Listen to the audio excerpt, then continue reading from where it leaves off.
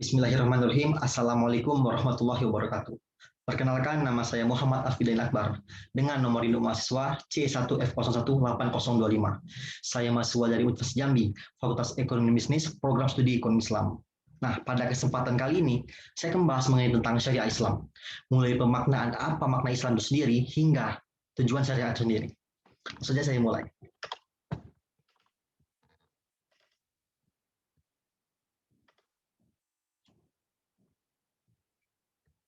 Apa makna Islam?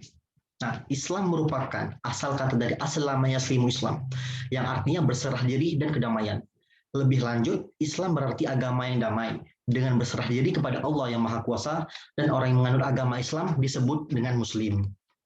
Nah, jikalau kita berbicara dasar-dasar ajaran Islam ini memiliki pengertian sekumpulan pesan ketuhanan yang terima Nabi Muhammad SAW untuk disampaikan kepada manusia sebagai petunjuk perjalanan hidupnya semenjak lahir sampai mati. Nah, dengan demikian, pengertian dasar-dasar ajaran Islam ialah gambaran asli atau garis besar, rute perjalanan atau bagian pokok dari pesan ketuhanan yang disampaikan Nabi Muhammad SAW kepada manusia. Dasar-dasar Islam ini kemudian dibagi menjadi tiga, yaitu ada akidah, syariah, dan akhlak. Nah, akidah ini dalam Islam dapat didefinisikan sebagai perjanjian manusia dengan Tuhan yang berisi tentang kesediaan manusia untuk tunduk dan patuh secara sukarela dan pada kehendak Allah Subhanahu wa taala. Lalu syariah. Nah, syariah ini dapat didefinisikan sebagai peraturan Allah yang diberikan kepada manusia melalui para nabi agar manusia hidup selamat di dunia maupun di akhirat. Dengan kata lain, syariah merupakan bukti dari akidah sendiri. Dan terakhir, yakni akhlak. Nah, akhlak ini didefinisikan sebagai tindakan yang membentuk atau membiasakan perbuatan yang bermanfaat bagi orang lain nantinya. Lalu hukum Islam. Nah, hukum Islamnya adalah ketetapan Allah yang berkaitan dengan perbuatan-perbuatan manusia baik sebagai tuntunan, pilihan atau wad. Nah, ketetapan Allah Subhanahu wa taala ketetapan yang langsung seperti wahyu dengan Al-Qur'an atau sunnah, atau yang melandaskan pada ketetapannya yang disebut seperti ijma' dan qiyas. Lalu klasifikasi hukum Islam.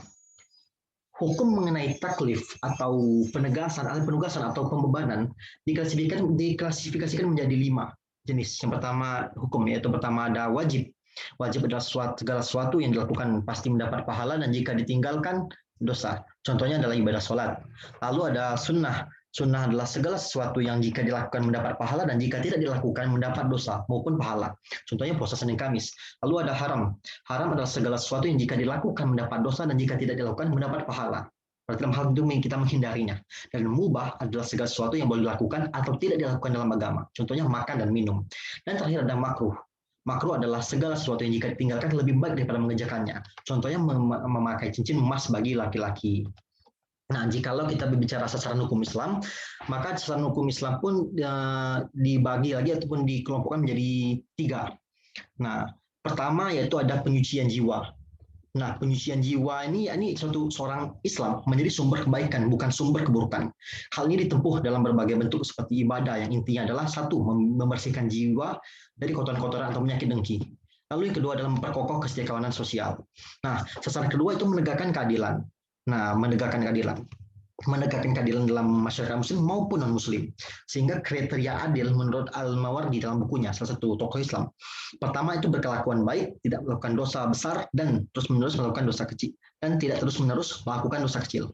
Dan sasaran ketiga, yakni adalah kemaslahatan. Dan ini merupakan tujuan puncak yang hendak dicapai.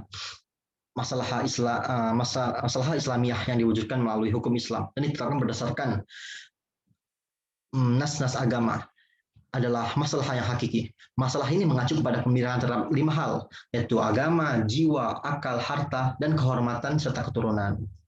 Lalu yang terakhir, yakni mengenai tentang tujuan syariah. Nah, agama mengatur tata kehidupan seorang muslim dengan hukum-hukum syariah berdasarkan Al-Quran dan hadis. Hukum syariah dari Al-Quran tersebut dikodifikasikan dalam bentuk aturan yang lebih jelas dan rinci melalui ijtihad para ulama yang disebut dengan fiqih, yaitu ilmu yang membahas pemahaman dan tafsiran ayat-ayat Al-Quran yang berkenaan dengan hukum.